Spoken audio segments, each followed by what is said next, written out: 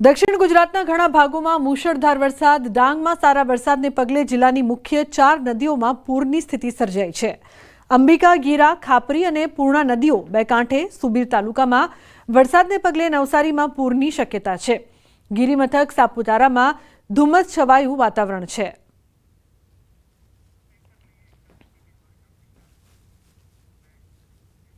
તો દ્વારકાના કલ્યાણપુર પંથકમાં ધોધમાર વરસાદ વરસી રહ્યો છે। ભારે વરસાદથી સાની ડેમમાં ધસમસતા પાણી।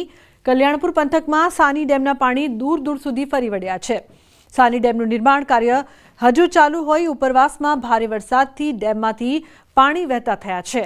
સાની ડેમની સપાટી પરથી પાણી વહેતા થતાં સૂર્યાવદર, આશિયાવદર, જેપુર, દુધિયા સહિતના ગામોને જોડતા માર્ગ પર પાણી ફરી વળ્યા છે। માર્ગ પર પાણી ફરી વળતા લોકો જોખમી રીતે પસાર થતા નજરે પડ્યા।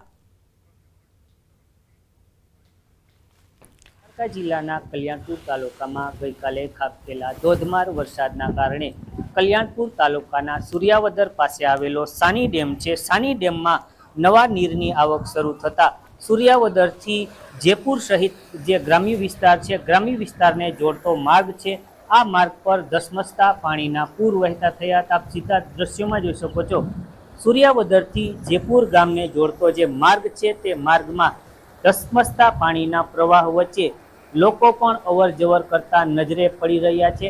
તંત્ર દ્વારા અનેક વખત સૂચના આપ્યા બાદ પણ લોકો સાવચેતી ન રાખતા હોય તેવા દ્રશ્યો અહીં જોવા મળી રહી છે। સાની ડેમના નીચાણવાળા વિસ્તારમાં આ રસ્તો આવેલો છે। સાની ડેમનું નિર્માણ કાર્ય છેલ્લા 6 વર્ષથી શરૂ છે। હજી સુધી આ નિર્માણ કાર્ય પૂર્ણ નથી થયું ત્યારે સાની ડેમના ધસમસતા પાણીના પૂર સૂર્યાવદરથી જેપુર જતો જે માર્ગ છે આ માર્ગમાં આવી ચૂક્યા છે અને આ માર્ગમાં ધસમસતા પાણીના પ્રવાહ વચ્ચે લોકો જોખમી રીતે પસાર થતા પણ નજરે પડી રહ્યા છે।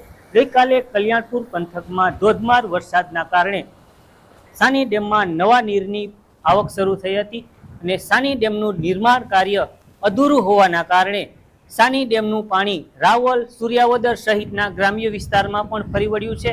ત્યારે ધસમસતા પાણીના પૂર નીચાણવાળા વિસ્તારમાં પણ આવી ચૂક્યા છે। મુકુંદ મોકરિયા, ન્યૂઝ 18 ગુજરાતી, દેવભૂમિ, દ્વારકા।